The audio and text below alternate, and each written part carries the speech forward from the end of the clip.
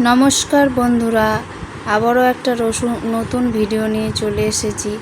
Dolly cooking ব্লগে আপনাদের সবাইকে স্বাগত এবং ভালোবাসা প্রীতি শুভেচ্ছা রইল।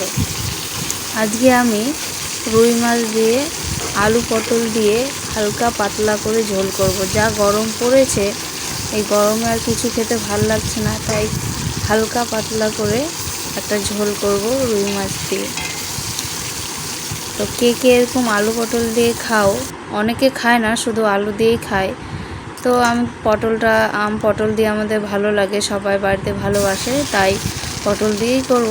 তো এদিকে আমার বলতে বলতে দেখো মাছটাও ভাজা হয়ে গেল। আর এদিকে আমার বেবি আছে, মানে আমার মেয়ে আছে। তো মেয়ে তো মাছ খায় না, তো তার জন্য ডিম নিয়েছি। ও ডিম ভালোবাসে, ডিম খায়। মাছ ভেজে নিলাম। এবার আমি পটলগুলো হালকা ভেজে নেব, কারণ পটলটা ভাজার এই কারণ হলো পটলটার মধ্যে যে কাঁচা কাঁচা একটা ভাব থাকে, ওই কাঁচা ভাবটা দূর হয়ে যাবে। তো পটলটা হালকা লবণ হলুদ দিয়ে আমি ভাজা হয়ে গেছে। দেখো কি সুন্দর ভাজা হয়ে গেছে। এটাকে এবার নামিয়ে নেব।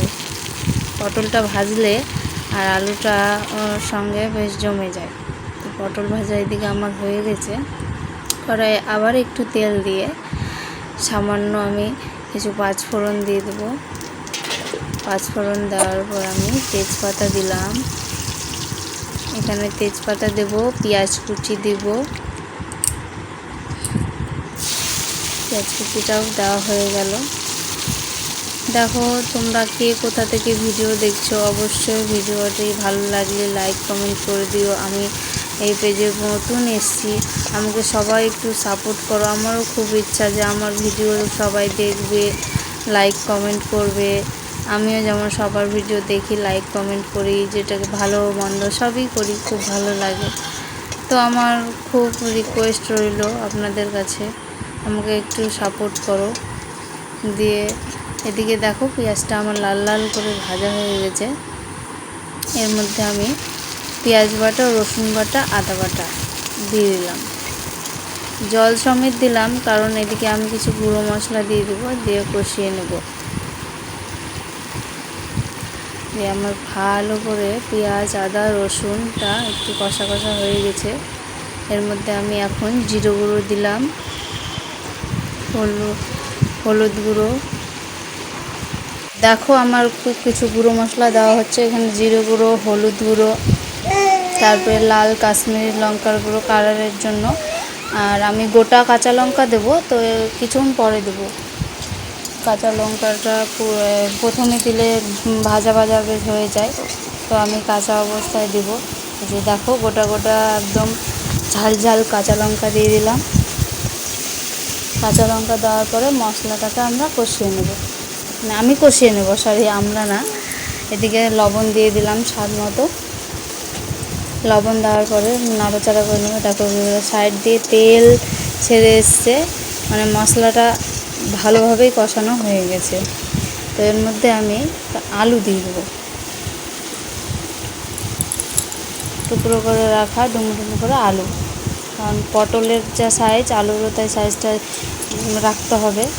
তো এখানে আলুটা অ্যাড করে নেব। বাও, কি সুন্দর লাগছে মশলাটা। আর আমি পরে ভয়েস করছি, কারণ আমার রান্না করতে যখন আমি করি কথা বলতে পারি না, এর পাশ থেকে অনেক লোক থাকে, আওয়াজ থাকে। আর এক হাতে ক্যামেরা, এক হাতে রান্না করি, তো প্রচুর অসুবিধা হয়। আমি খুবই কষ্ট করি, আমার রান্না করতে খুব ভালো লাগে বলে আমি ভিডিও করি। তো রান্নাটা একটা হ্যাবিট হয়ে গেছে আমার, ছোট থেকেই খুব রান্নার প্রতি আগ্রহ। তো এদিকে আলু টমেটো দেওয়া হয়ে গেছে। এদিকে ভালো করে আলু টমেটোটাকে একটু হালকা জল দিয়ে কষিয়ে নেব। দেখো বন্ধুরা কি সুন্দর একটা কালার এসছে, দেখতেই অবাক লাগছে। আলু আর টমেটোটা আস্তে আস্তে কষানো হয়ে যাচ্ছে। দেখো সাইড দিয়ে তেল ঝরে গেছে। এই আলু পটলের তরকারিটা মাছ দিয়ে যে খায়নি কোনো দিন, সে একবার ট্রাই করতে পারে। অবশ্যই ট্রাই করলে খারাপ হবে না, আশা করি ভালো হবে। খুব ভালো হয়, দুর্দান্ত স্বাদের হয়। আমাদের তো খুব ভালো, আমার ফ্যামিলির খুব ভালো লাগে, তাই আমরা পটল দিয়ে আলু দিয়ে মাছ দিয়েই খাই। মানে সব রকমের খাই, কিন্তু পটল দিয়েও বেশি খাই, ভালো লাগে। পটল আলু কষানো হয়ে গেছে, এদিকে আমি জল দিয়ে দিলাম, ঝোলের জল একেবারে। পটল আলু তো সেদ্ধ হয়ে গেছে, পটলও ভাজা নিয়েছে, আর একটুখানি সিদ্ধ করবো, তারপর এটাকে মাছ দিয়ে ভালো করে নামিয়ে নেব। তো ঝোল দেখো এদিকে ফুটে উঠেছে। তো এদিকে আমি এখন মাছ ভাজাগুলো দিয়ে দেবো।